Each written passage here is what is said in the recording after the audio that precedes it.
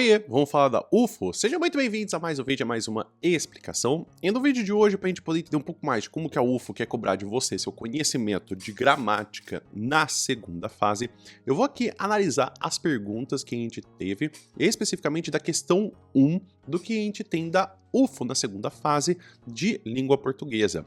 Vale lembrar que, na verdade, a gente tem como a gente poderia talvez dividir a parte de língua portuguesa em aspectos gramaticais ou de fato a gramática normativa e o outro com o texto, com interpretação de texto. A gente mais ou menos divide a primeira questão e a segunda questão nesse quesito, mas a gente tem também às vezes alguns anos que focam um pouco mais em interpretação de texto e tem apenas uma parte que tem de gramática, porque a gente vai dividir com duas questões. Dessas duas questões a gente tem os itens A e B, então no total teríamos 4 exercícios para serem respondidos. Então, alguns anos nós temos uma divisão clara de 2 que vão ser gramática, 2 interpretação de texto. Às vezes, 3 de interpretação de texto, 1 de gramática e o oposto. Então vamos analisar aqui as perguntas, depois a gente vai para o texto e depois a gente vai ler um exemplo de resposta que teve nota máxima do Desempenhos MED, que é também uma cartilha que a gente vai ter de pessoas que passaram em medicina. Então você pode ter um bom exemplo de uma pessoa que passou em medicina para você ter uma inspiração de como responder, e eu vou deixar o link tanto da pergunta aqui embaixo, quanto também da resposta que temos do Desempenhos MED. Então, vamos começar aqui. Explique a relação entre a informação que antecede os dois pontos e as informações que o sucedem no trecho a seguir. Meus amigos procuraram dissuadir-me. Eu não falava espanhol. A Espanha estava submetida à ditadura fascista de Franco. Eu ficaria isolado entre os hispanistas veteranos. E letra B, explique qual função a expressão sem dúvida cumpre no trecho a seguir. Eu tinha, sem dúvida, necessidade de me sentir estrangeiro a meu próprio país. Então, a gente consegue perceber que, na verdade, aqui a gente tem duas marcações que a gente vai ver uma pontuação e uma expressão e qual o valor dele dado o contexto que a gente tem de leitura. Então vamos ver o textinho aqui, que geralmente a gente tem um tempo bem razoável, porque a gente vai ter 44 perguntas, né? Que a gente tem, na verdade, 200, a gente tem 22 perguntas, só que eu conto como 44 porque elas são divididas em itens A e B para 5 horas e 30 minutos mais uma redação. Vamos ver aqui.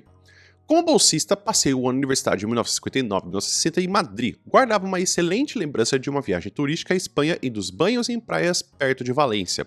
Foi suficiente para me fazer preferir Madrid a Londres, aonde eu deveria ter ido naturalmente. Meus amigos procuraram dissuadir-me. Eu não falava espanhol. A Espanha estava submetida à ditadura fascista de Franco. Eu ficaria isolado entre os hispanistas veteranos. Obstinei-me. Essa estada, sem esquecer que ela decidiu também minha vida afetiva e me trouxe inúmeras felicidades compartilhadas, foi para mim bem mais importante do que meus anos de preparação. Meus estudos na Sorbonne, minhas amizades na École Normale, nasci de uma família muito franco-francesa que tinha pouquíssimas preocupações culturais e ainda menos curiosidade pela Europa, que reduzia as guerras, as quais pagara pesadíssimo tributo. Eu tinha, sem dúvida, necessidade de me sentir estrangeiro no meu próprio país. A estada em Madrid forneceu-me ocasião para tal. Então vamos agora analisar o que a gente tem do uso dos dois pontos ali, no dissuadir-me de eu não falava espanhol, e da expressão sem dúvida com a resposta que a gente tem aqui do aprovado em medicina.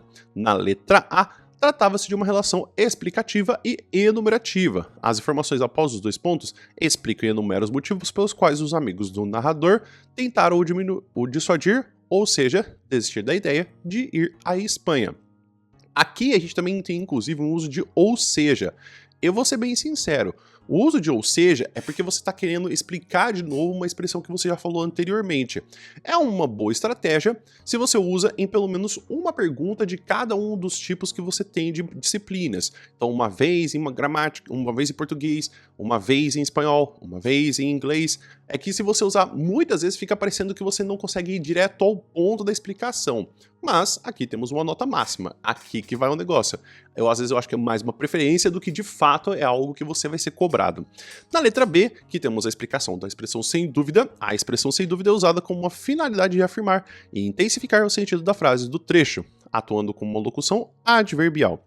O narrador tinha necessidade de se sentir estrangeiro e ele estava certo sobre isso, confirmando a ideia ao utilizar sem dúvida. Então temos aqui uma explicação bem curtinha, porque você pode perceber que a parte de gramática está perguntando qual que é o uso de dois pontos e qual que é o significado da expressão do sem dúvidas. Na verdade, a gente tem que sempre, quando você tem uma resposta de segunda fase, o que você tem que fazer é chegar ao objetivo final, que é da pergunta de enunciado. Então, explique. Sendo explicado, tá perfeito. Aqui a gente não precisasse que teria 5 linhas, 7 linhas de explicação. Nem sempre mais linhas significa uma nota mais alta.